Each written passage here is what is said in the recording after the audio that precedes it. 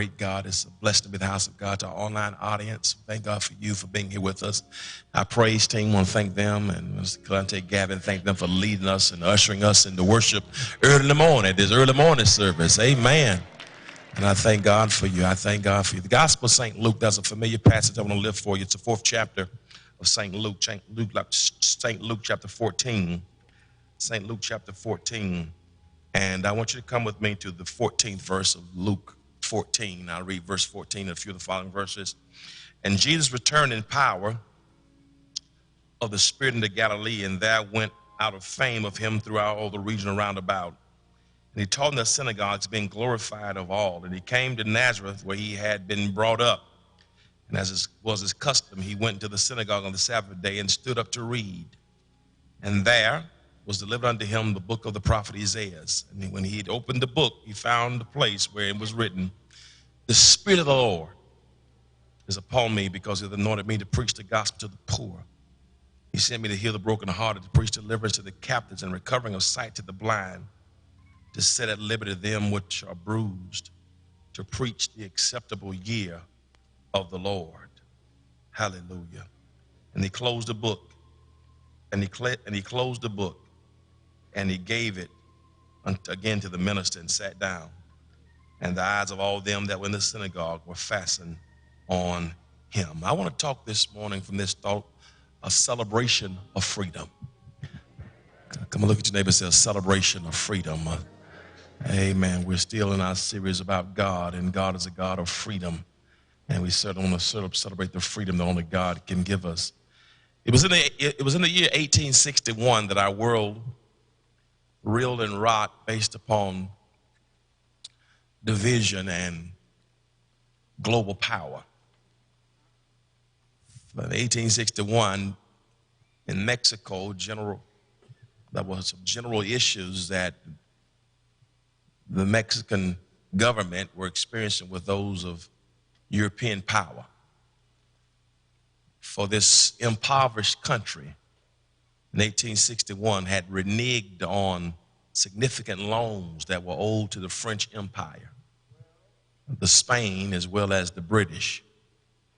And because of the Mexican government's inability to repay those loans, those from the French Empire, the British, and those from Spain decided to come to get their money by invading Mexico if need be, and allow those to be some other colonialized areas on behalf of French, Spanish, or even British control.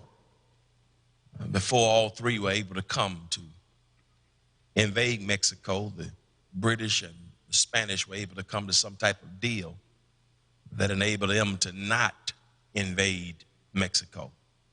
But the French decided that they wanted their money by any means necessary. And so at that time, the French decided to send a ship over. And that ship, at the behest of Napoleon III, was going to come and invade Mexico and then establish a French empire in the country of Mexico. My brothers and sisters, as the French were trying to come upon Mexico, made it the voyage here, sending 6,000 soldiers to overtake Mexico, to make it a French domain, that somehow less than 2,000 soldiers, rat-a-tat, vagabond soldiers, those who were really untrained and unprofessional and no military might or military genius, but through the strategy of General Juarez and others were able, and Zaragoza were able to stand tall. And as a consequence, on May 5th, 1862, those French soldiers sent by Napoleon III were turned back, sent back to French, because the Mexicans stood their ground. Because even though they were in debt, even though they were impoverished, even though they were the minority in terms of the warfare, outnumbered literally 3-1, that somehow, some way, they were able to stand their ground, because they understood that what had been given to them, what had been bequeathed to them, that their inheritance was not just for anybody to come and take it. And that when the enemy wants to come in to take what's rightfully yours, that you've got to learn how to stand your ground and proclaim that we're not going to let anybody take what belongs to us. And I'm talking to somebody this morning who can identify readily with these sentiments that were expressed. And so even on today, May 5th, since that time, particularly in America, this day is called Cinco de Mayo, where many people don't understand that there's more to it than going to get some tacos and some tequila. But there's a significance behind Cinco de Mayo. Are y'all gonna help me talk here? That overrides our ability to go have a good meal Sunday after church. Cinco de Mayo means more than just a celebration of Mexican-American culture. But Cinco de Mayo is really about independence. It's really about the celebration of freedom. It's really about God giving the power for you to stand your ground.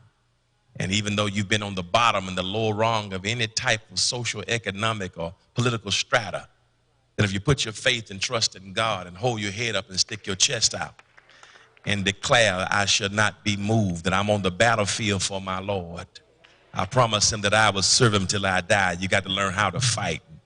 In a real sense, what took place, brothers and sisters, May 5th, 1862, is expressed right here in the sentiments of our text.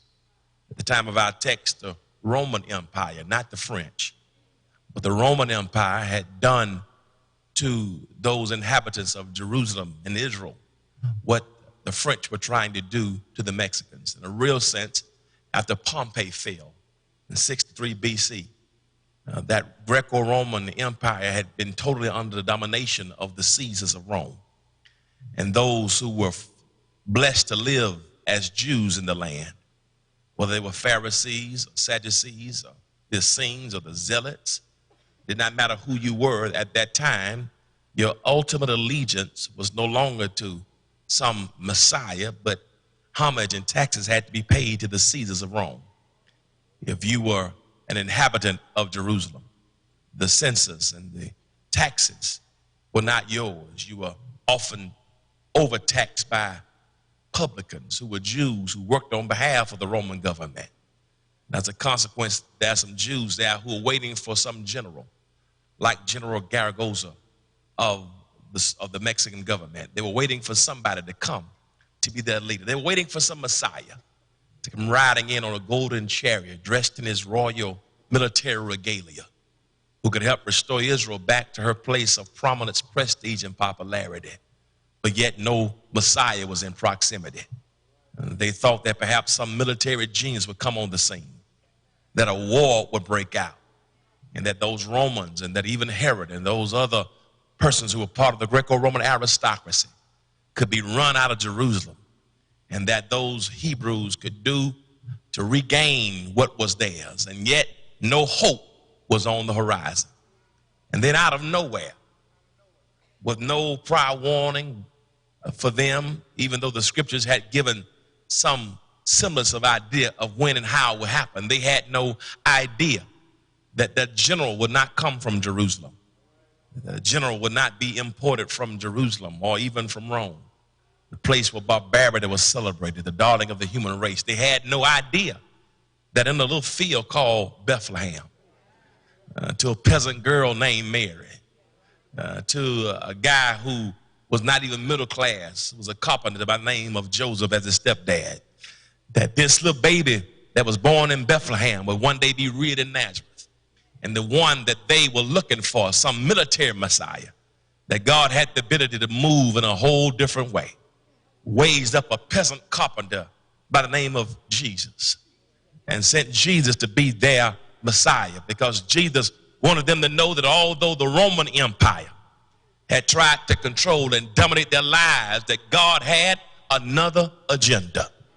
And so like General Zaragoza did on May 5th, 1862, to run the French Empire back to France, to give the Mexicans some type of hope that God would be their God, to give the Mexicans some type of hope that they could have their own sense of independence. Today, this Jesus the Christ returned to Nazareth at the age of 30, returns to Nazareth, and as was his custom, Luke says he went into the synagogue When he got into the synagogue, we haven't seen him in 18 years. From the age of 12 to the age of 30, we have no biblical record about what he's been doing. But if you would have me to posit here, I believe he had been preparing for battle.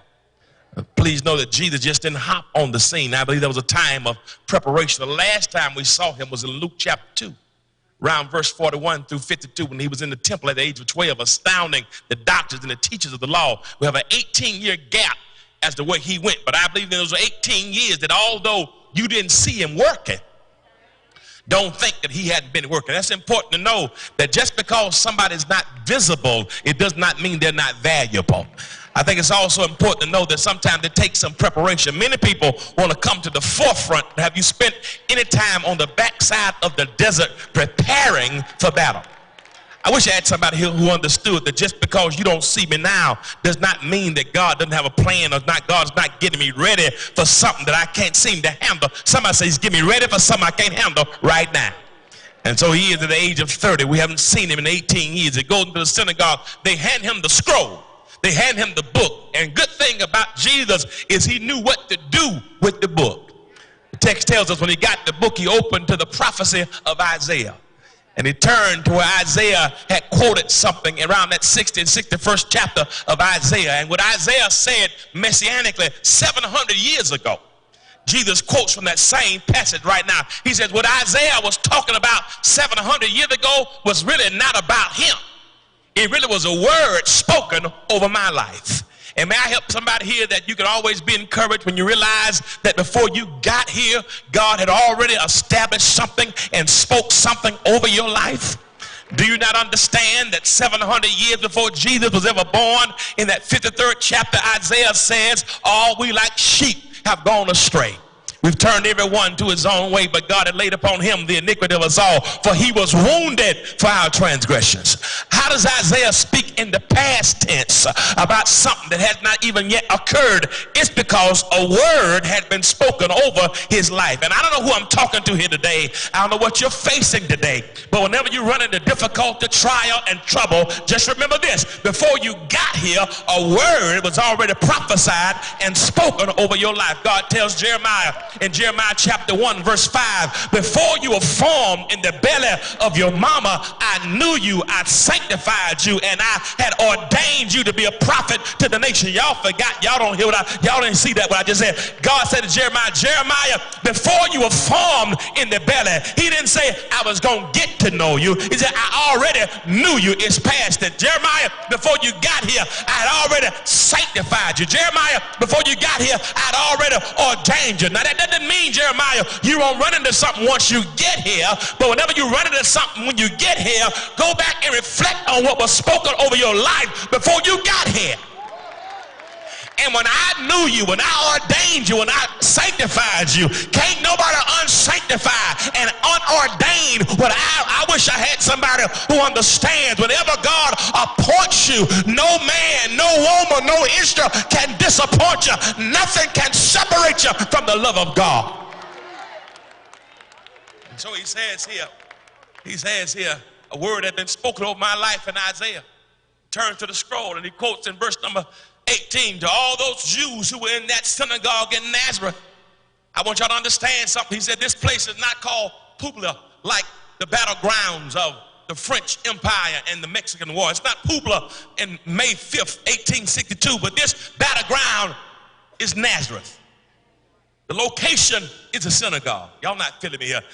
Jesus seemed to say that when you want to do your best battleground, when you're really getting ready to enter into battle, don't look for some plain, some field. Don't look for a place where there's necessarily rivers and streams and a good place to hide.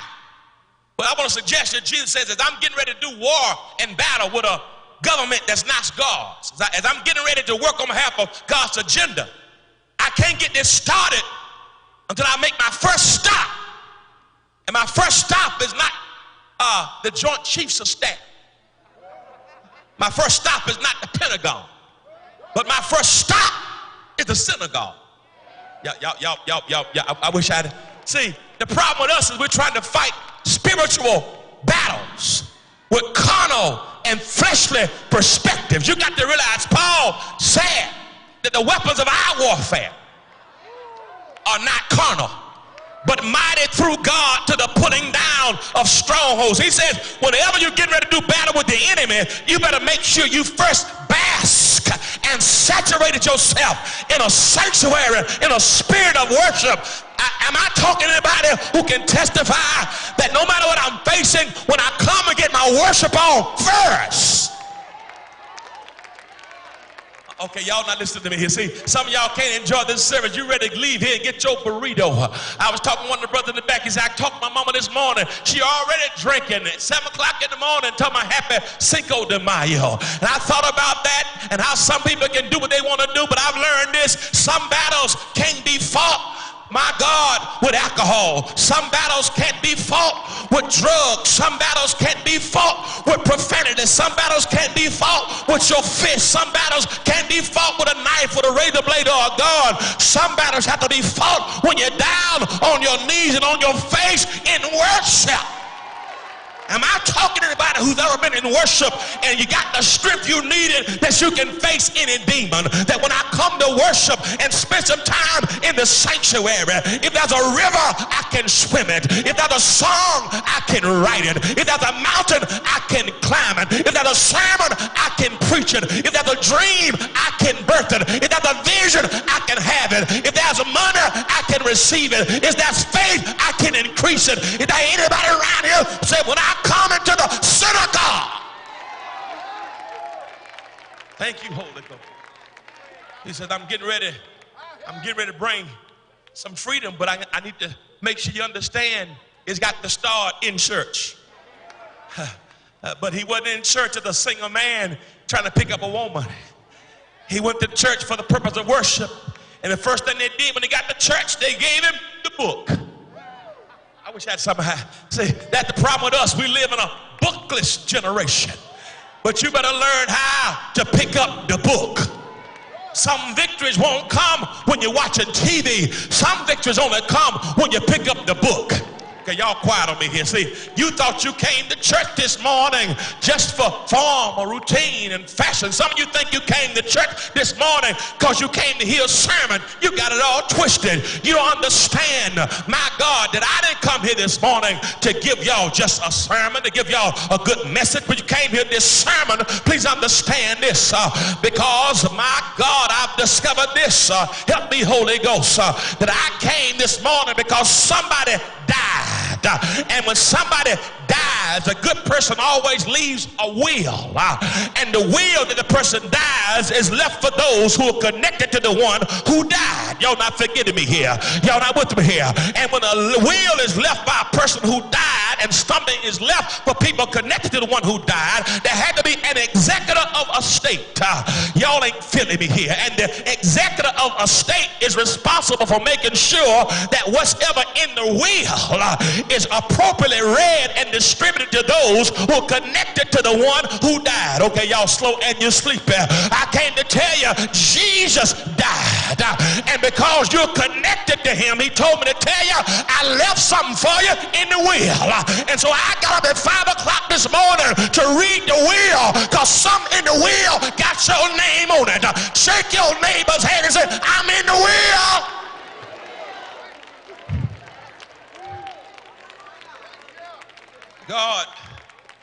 God sent Jesus to bring us something. It's called freedom.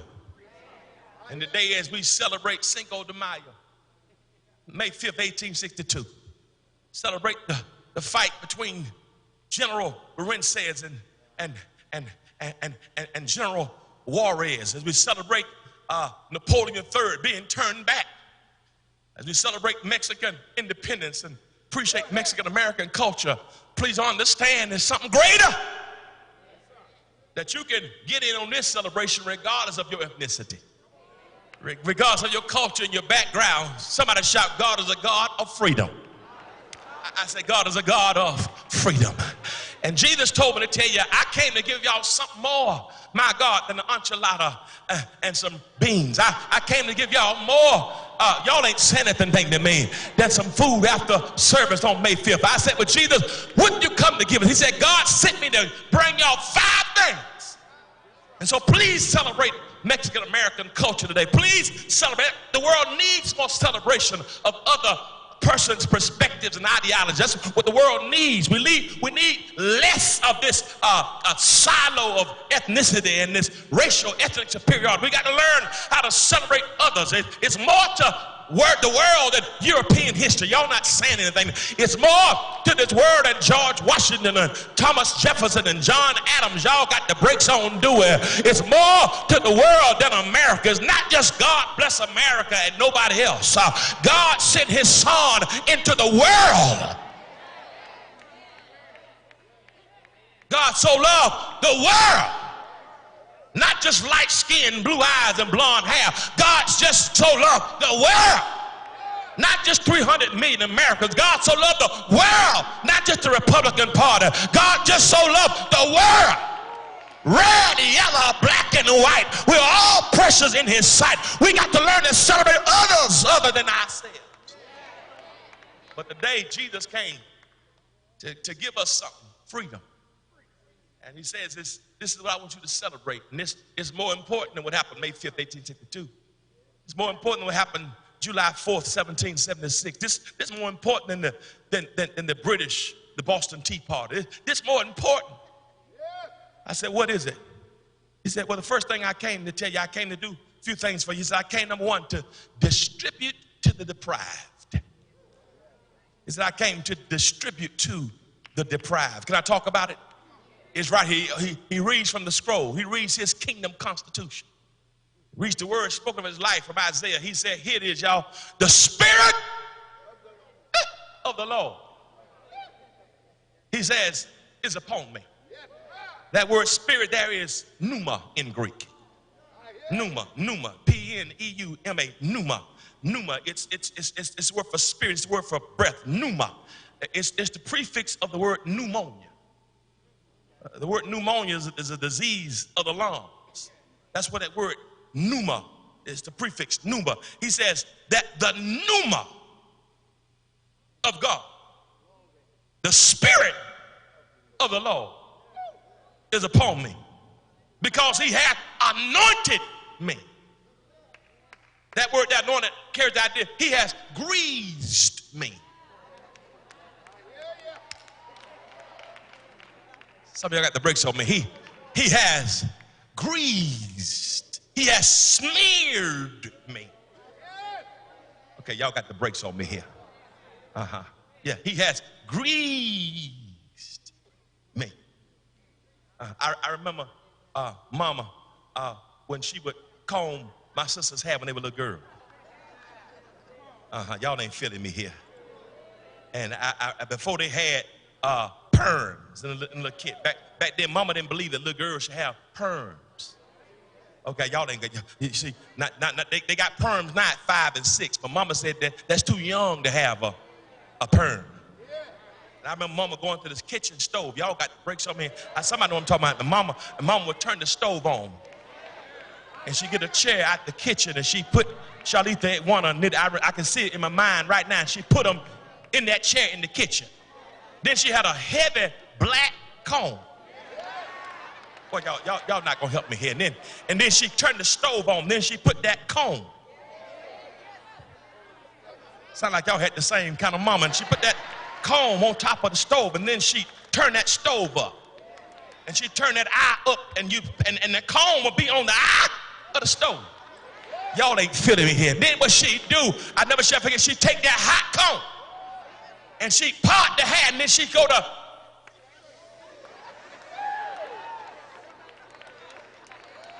pull the hot comb down. I never shall forget my sister Shug, who's with my mama now, who passed 3 weeks after my mama. She had a bad attitude. She said to my mama, "Mama, why are you putting that hot thing on my head?" And she be jumping. And my mama said, "Child, be still.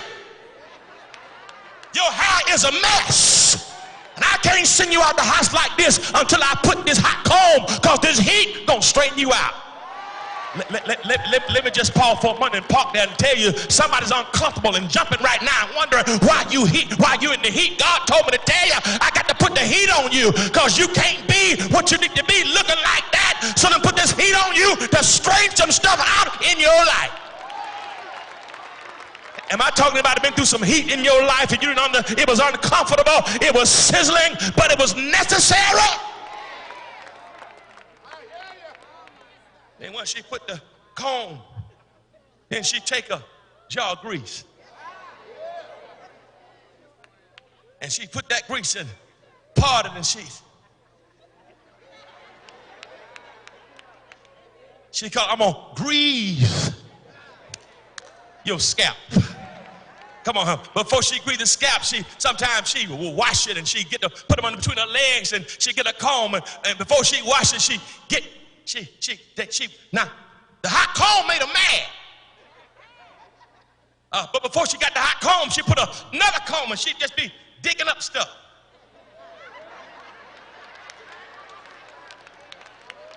My God, and my sister didn't say a word. They would say it feel good to have somebody to scratch your dandruff. I wish I had a witness around here. Am I talking to anybody around this house that don't? I wish that's somebody understood what I'm talking about. They didn't have a problem with mama scratching the dandruff. And I say, well, mama, why do you put the grease on it? Just because the grease keeps it moisturized. The dandruff is a result of too much dryness. And if you get dandruff and if you don't get the dandruff out, if you don't keep the hair moisturized, it can eventually lead to disease. Well, y'all. The scalp can be subject to disease if it ain't washed. Dandruff can have a smell to it. Oh, you ain't never smelled nobody's hair? I wish I had. Come on, help me somebody. Especially those y'all that bought your hair and then you wash that stuff and you don't dry it out real good. That stuff, oh my God, I wish I had somebody to talk to me. I hope you ain't sent by nobody like that this morning. But you ever had the hair?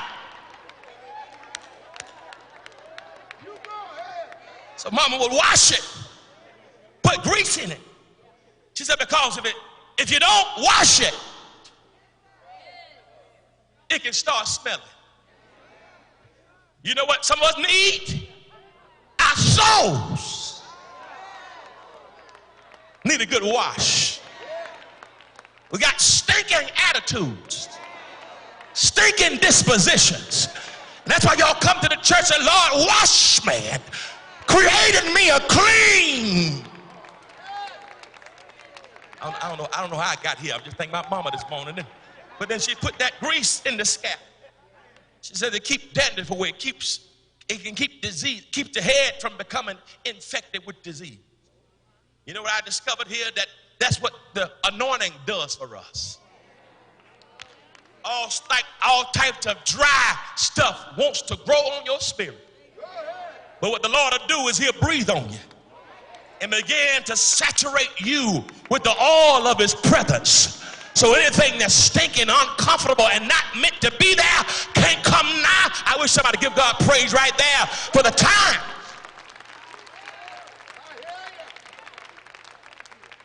I also remember we had something growing up that was called WD-40. WD-40 is an oil.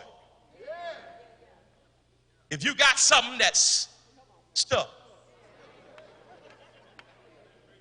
if you got something, a nut or a bolt that has been rusting,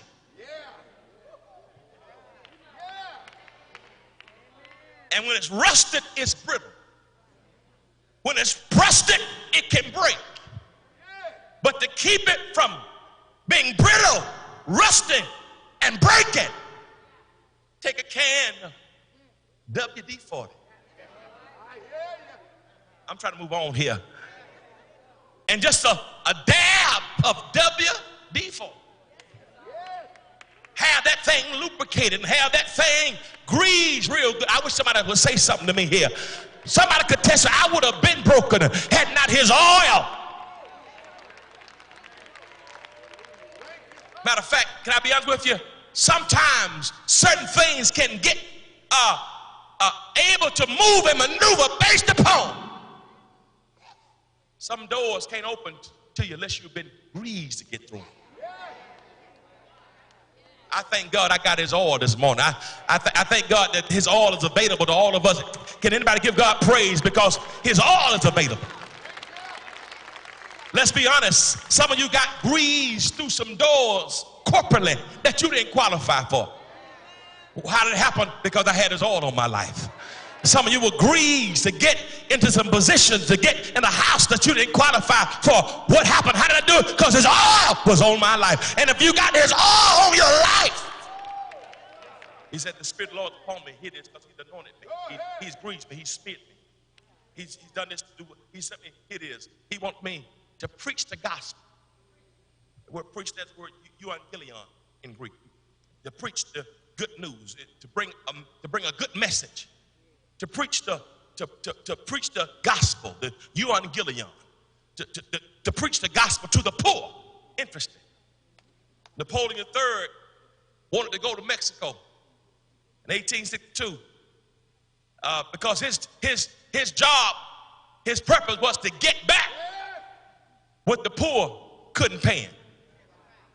So he sent one of the finest ships from the French Empire. Got on the waters, headed to Mexico because the country was already poor. He said, I came to take from the poor. It's amazing here that our government here in America, see all the tax credits that have been passed for billion-dollar corporations. And supposedly these things are going to benefit those of us. Some of you looked at your check and said, I ain't seen no benefits. It seems like the wealthier gets wealthier. How can you tell when you're concerned about the poor when your first item is to take away Medicare because of political expediency? How can you tell me you're concerned about the poor when poor folk are trying to come into this country from Mexico, but instead we send troops to our borders to lock them up in immigration camps? When we say that certain immigrants can't come to this country unless they're from a country that has people of a lighter hue. Y'all got the brakes on me around here. So much in this country is not given for the poor. Our senior citizens are struggling. My God, student loans. Many of us can't get a fair chance because student loans. Many of us qualify. We didn't have rich parents to pay $6 million for us to get accepted into Stanford. I wish y'all take the brakes off me. We didn't have networks to pay $500,000-$600,000 to get into USC. Many of us had to struggle ourselves to get through Morris Brown and Folk Valley and Tennessee State and Albany State. Y'all quiet on me here. And Alabama A&M and Fort Valley and y'all and Savannah State and Bethune-Cookman. We didn't have rich, wealthy folks to finance our education. We had to come up on the rough side of the mountain. But what we didn't get from the government, what we didn't get from our wealthy parents, we had the goodness of God from a God who loved us. And he said, what I'm going to give you. I came to bring some good news to the deprived. He said, I didn't come for those who are on the top of the Greco-Roman aristocratic levels. I came for those who are the least, the last, and the lost. He said, my first ministry was for the poor. Thank God James Cone said that he's the God of the oppressed.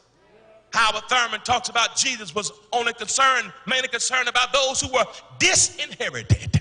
And you ought to be glad today that you don't have to be in a certain, tax bracket to be eligible to get these benefits of freedom that God sent Jesus to distribute to the deprived.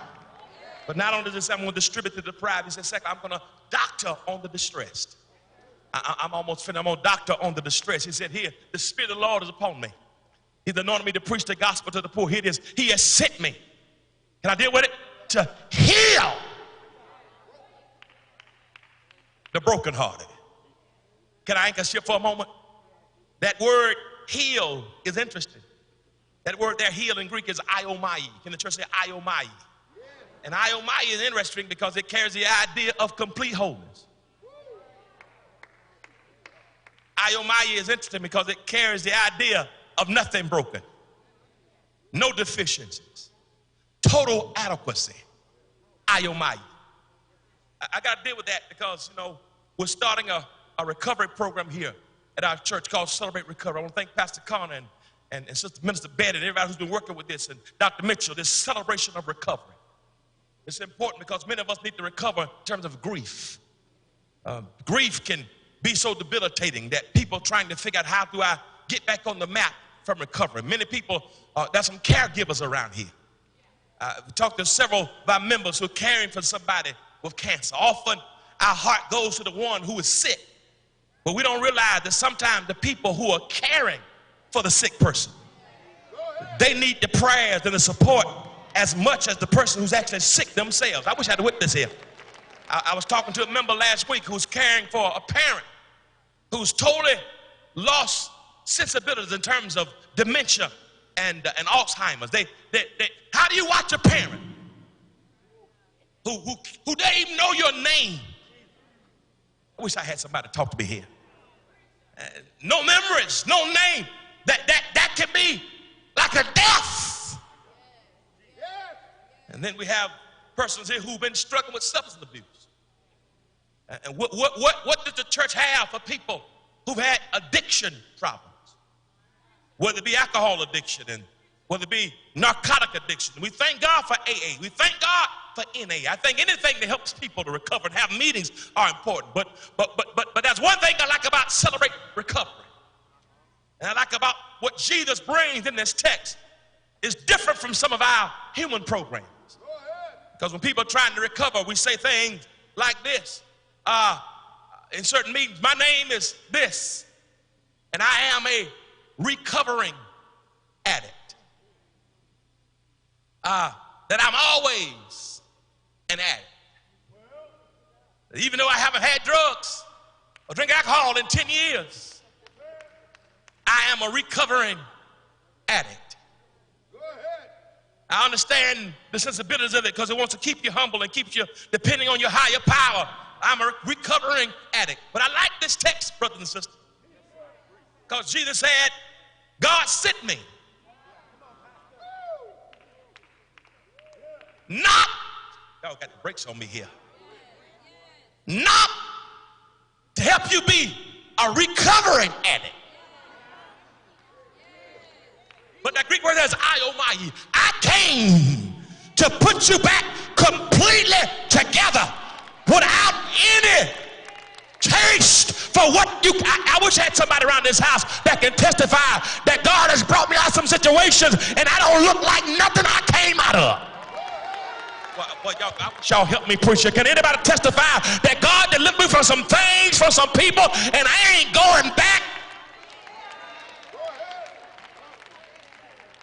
Some of y'all came out of some destructive, unhealthy relationships, and you say, I don't care how desperate I get.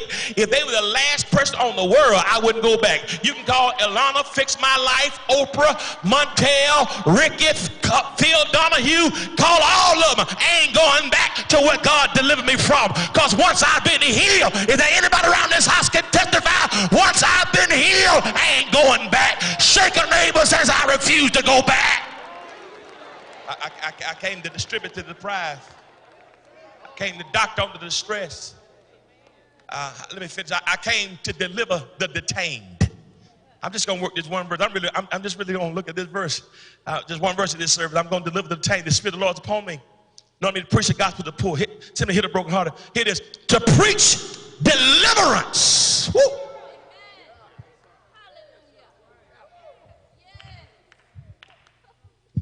Here's a word we don't hear a lot about no more. Deliverance. Sometimes in our attempt to want to pacify people or let people know that God loves you, that you are welcome, which I think we should. Sometimes I attempt to let people know that we're all incurably human, which we should.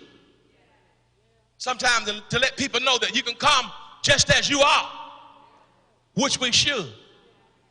We all tell people that if you had a drug problem, don't wait till you get off drugs to come to the Lord. Come to the Lord and bring your crack pipe with you. Come on, help me here, somebody. Don't wait till you get off alcohol to come. Bring your liquor bottle with you just as you are. But here's what we got to tell people, that once you come to him just as you are, if you yield and submit yourself to him,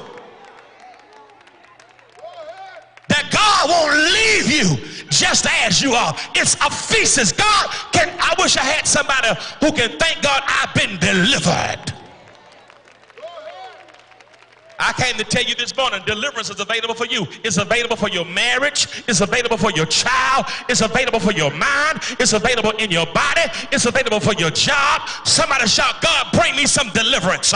Whatever has me bound, whatever has me in captivity, I speak today. I'm getting ready to walk in a new level of deliverance. I ain't going back to where God delivered me from. That's the problem with those Hebrews. God brought them out through Moses. But when they got down to the Red Sea, the first thing they said, we told you it would have been better for us to die back in Egypt. Why you brought us out here to die? And isn't it sad that some people would rather die in Egypt than die trying to walk in deliverance? Somebody help me here. But I made up my mind, the older I get, my God, my peace is my deliverance. Having peace of mind for me is a new level of deliverance. I wish I had somebody. You know what? Some of you can't enjoy this service and can't enjoy life because you need the second greatest deliverance you can get. The first greatest deliverance you can get is being delivered from sin into salvation. The second greatest deliverance you can get is being delivered from the opinions of other folk about your life.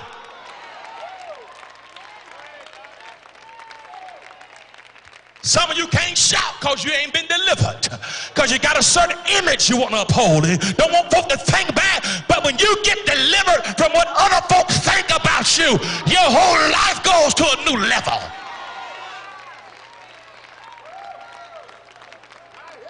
Once you get that mental and emotional deliverance, now your job is to protect your peace. Let me help you here. Anything that's unhealthy, anybody that's unhealthy, I give you homiletical permission this morning to take your spiritual switchblade and cut that thing off right now. Your life is too valuable.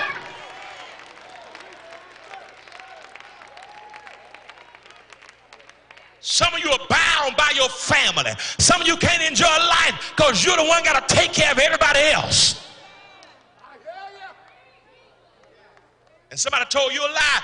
Give until it hurts. But here's what they didn't tell you. How long is it supposed to hurt? Come on, help me here, somebody.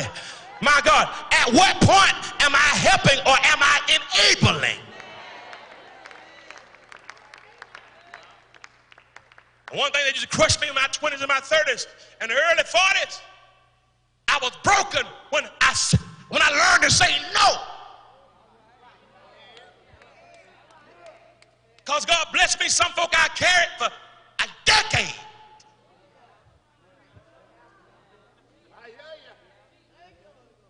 And then I realized the reality that some folk finance their wants but beg you for their needs. Oh God, y'all quiet, y'all quiet, y'all quiet, y'all quiet. When I was able to, in my mind, say, I refuse to let even my family make me feel bad for saying no. It's all right to help those who are trying, but some folk ain't gonna try to do nothing. And what happens when it starts hurting you?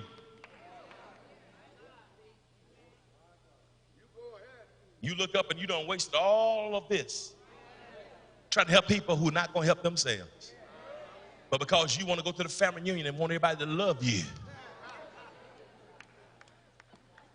they done made you boo-boo the fool. But the greatest thing, you can walk into the family reunion with a smile on your face and your money in your pocket. I ain't buying nobody a t-shirt or barbecue this time. I've been doing it for the last 20 years. My God, you driving all the ladies in Charlie Wilson concert every time that come. Y'all ain't feeling me here. I wish somebody would understood what I'm trying to say. But many of us have not gotten to that level of maturity yet. And you're going to drive yourself crazy. Captive by their expectations and their opinions of you. But he whom the Son sets free. Do I have any free people around his house? He whom the Son sets free. I've learned you can't please everybody. You can't, no matter what you do. I can preach the greatest sermon I think I've ever preached. And you're going to have people who are going to think it was the worst. Bottom line, can you look yourself in the mirror and say, God, I gave my best. I gave them what you gave me to give them. Let people think what they want to think. I'm no longer captive. I've been delivered. Somebody shout, I've been delivered. I've been delivered. I've been delivered. If you've been detained, I came to speak deliverance. Somebody shout deliverance. Deliverance. My God. Somebody shout deliverance. One more. I want you to shout deliverance. I want you to shout that until the chains start falling this morning. One more time. Deliverance. I want you to shout that this morning until every emotional tie is broken. Somebody shout deliverance. I speak against codependency, deliverance. Some of y'all ain't tired. I speak against soul ties, deliverance. I speak against unhealthy attachment. Somebody shout deliverance. I'm praying when you leave this place today that your spirit gonna be free, that your mind gonna be free, that what's in the lovely, honest, or good report, that you think on these things and let the peace of God, which passes all understanding, keep your heart and your mind. One more time, deliverance. What's that sound? What's that sound you just heard? What's that sound you heard? That's the sound of demons getting nervous. One more time, deliverance. What's that sound you heard? That's the sound of hell shaking and quaking. One more time, deliverance. What's that sound? That's the devil's knees knocking. One more time, somebody shout deliverance. Oh! I can't. I don't know who that's for. I feel it in my spirit this morning. Chains falling. Chains falling. You're going to start living for God and not for them. Deliverance. Matter of fact, some of you got yourself in the cave because you haven't forgiven yourself of stuff you've done. I came to speak deliverance. Deliverance from shame, deliverance from embarrassment, deliverance from guilt. Somebody shout deliverance. I came to distribute to the pride, doctor on the distress, deliver those who are detained. I'm finished. I came to deal with those in darkness. I came to deal with those in darkness. I'm finished. The Spirit of the Lord is upon me. Lord, me to preach the gospel to the poor, sent me to heal the brokenhearted, preach deliverance to the captives, it is, and recovering of sight.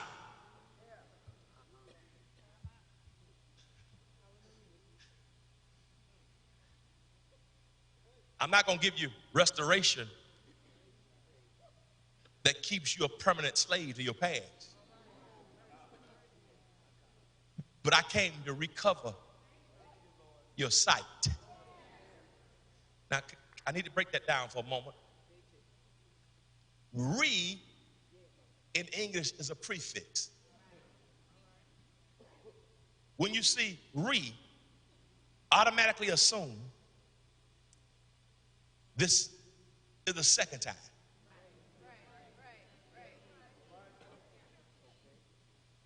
He didn't say I came to give you sight. Y'all missed it here. He said, I came to recover your sight. David in Psalm 51 didn't say, God, give me my joy.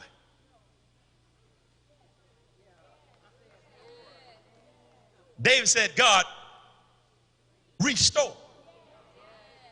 Which means I once had it,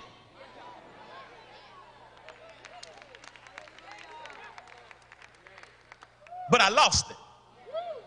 Sometimes you can see it clearly. See, that's what revival means. When somebody is revived, there's a difference in somebody who's born. A baby is born, But somebody who's on ICU, that codes can be resuscitated. Y'all quiet. They had it, but some killed it. So what happens if I had it and some killed it, meaning I lost it? Okay. All right. Let me come this way. I had an iPad, and a few months ago I was going to preach in Savannah, Georgia. And when I got to Savannah, Georgia, I'd fallen asleep in the car, headed to Savannah, and I put my iPad to the side of my seat, passenger seat where I was sitting.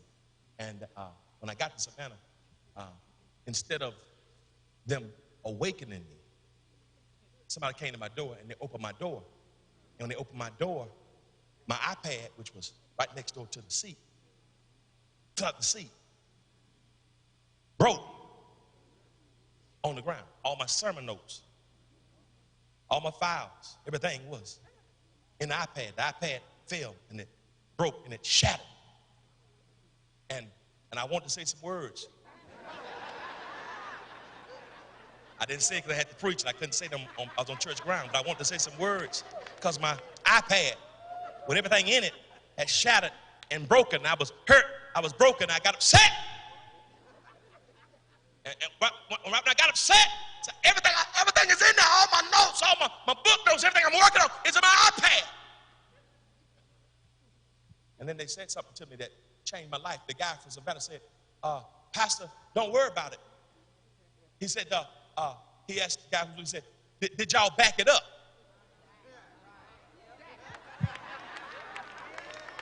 You know, I'm not tech savvy, so I don't know what that means. Back it up. He said, yeah, a pastor's son and pastor's wife make sure that he has his ID, Apple ID on it, so everything is backed up. I said, what does that mean it's backed up? How are my notes? Because I only typed it into my iPad. They said, Pastor, what you have on this thing on your phone is called an iCloud.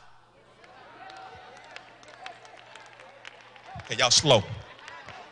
I said, well, I don't know what that means. I said, well, how do I get my stuff? They said, Pastor, everything that you thought you lost, when you get your new iPad, just type your numbers in, because everything that you typed in here, it got stored in the cloud. Y'all miss me. I came to tell you, everything that you think you lost, you ain't lost nothing. God got it up there. Why don't you shake a neighbor's hand and say, your joy is in the cloud. Your peace is in the cloud. Your money is in the cloud. And you're going to get ready to download what's in this cloud. Somebody say, I'm getting ready for my download. Everything I lost is coming back. He's going to restore the years that the locusts have eaten, the palmer worm and the cankerworm have taken away. Somebody shout, it's in the clouds.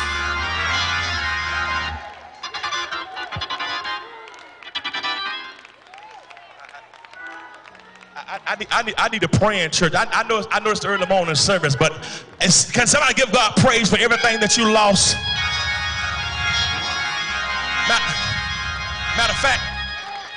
Matter of fact, I just heard the Lord say, I'm getting ready to give some of your money back. Matter of fact, God, I'm getting ready to restore some time. It all felt like you wasted time on some things. God can give you back every second. Not 1 second of your life gonna be wasted. Who wouldn't serve a God like that? I don't have time to finish.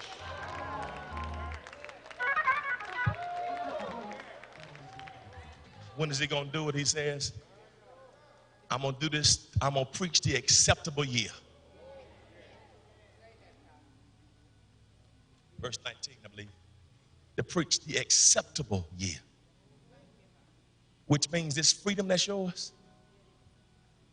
When can we get it? Jesus says, as long as God got a year.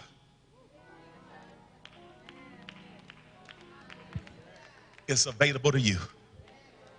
When can I get it? As long as the God has a day. Every day you get up, these freedoms are available to you. So go get your tacos.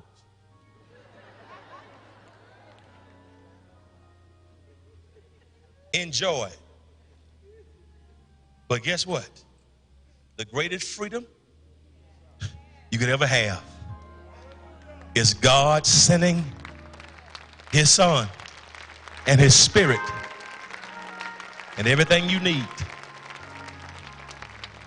Hands are lifted like this. Hands are lifted. God, in the name of Jesus, we're leaving. Our time is far spent. I pray that every broken heart will find healing.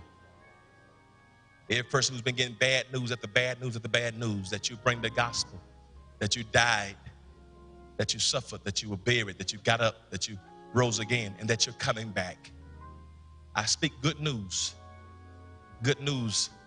salvifically, but good news existentially. I speak that good news is coming. For those who've been receiving bad news with regularity, I speak that this week will be a week of good news. This week of grace, this month of grace, this fifth month, this fifth day. 5 meaning favor, 5 meaning grace. I speak a word of favor. God, I believe and I decree and declare right now that this month will be the best month of somebody's entire life. In the name of Jesus, that's good news. Every heart is healed. Every head is clear. God, I speak in the name of Jesus. Our purpose will be revealed. And everything the enemy has taken, you shall recover it. It's coming from the